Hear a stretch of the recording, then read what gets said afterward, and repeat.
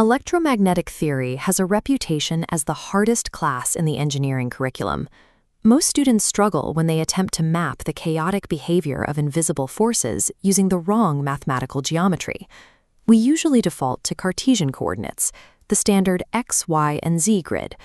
But circular fields and spherical waves do not align with rigid square boxes, leading to unnecessarily dense and frustrating calculations. Many physical structures, like the cross-section of this coaxial cable, possess clear cylindrical symmetry. Aligning your math with that physical shape removes the geometric friction from your equations. This tutorial provides a reliable framework to convert any three-dimensional point between Cartesian, cylindrical, and spherical systems without relying on rote memorization. Matching your coordinate system to the physical object simplifies the underlying calculus, making complex electromagnetic problems significantly more solvable. To navigate these systems, we need to view coordinates as physical movements point space rather than abstract variables. Think of the Cartesian system as a city grid. To find a location, you move laterally east along the x-axis, north along the y-axis, and take an elevator vertically up the z-axis. This image shows the cylindrical system, which operates like a circular parking garage. You move straight out from the center to a radius, rho, drive along a curved path defined by the angle phi, and then ride the elevator up the z-axis.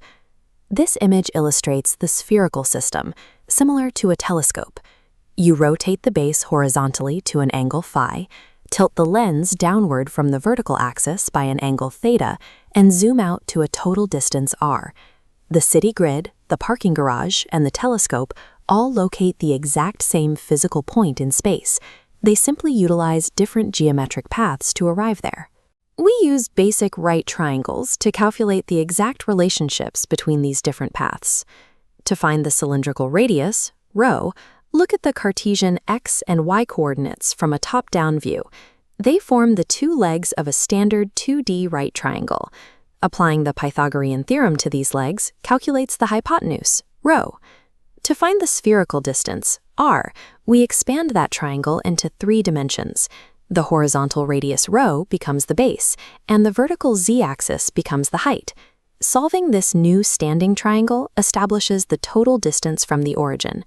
Utilizing these two specific triangle layouts eliminates the need to rote memorize long lists of transformation formulas. Let's apply this to a textbook example. We will transform Cartesian point P, located at -2, 6, 3, into both cylindrical and spherical coordinates. First, the cylindrical conversion. We plug our x and y values into our flat triangle equation. The square root of -2 squared plus 6 squared resolves to 6.32. Note that the z value requires no math. It remains exactly 3. Second, the spherical conversion. Using x, y, and z, the square root of 4 plus 36 plus 9 resolves to 7. For the tilt angle theta, the inverse tangent of our radius rho over z gives us 64.62 degrees. Now we address the most common failure point, the azimuth angle, phi. Point P's coordinates place it in quadrant 2. However, running a standard inverse tangent of y over x on a calculator results in -71.5 degrees, which points into the incorrect quadrant. You must verify the calculator's output against the physical reality of the grid. Because our point sits in quadrant 2, we add 180 degrees to the result, identifying the true angle of 108.43 degrees. Calculators process math functions, but engineers use spatial awareness to verify that an angle matches the physical location of the point. These final numerical coordinates now reside side by side, representing the identical physical location through different geometric lenses. Transforming points is only the first step. You will use these same checks when you move on to transforming complex vectors. This animation illustrates the most important verification rule. The magnitude, or length, of a vector remains identical regardless of the coordinate system used.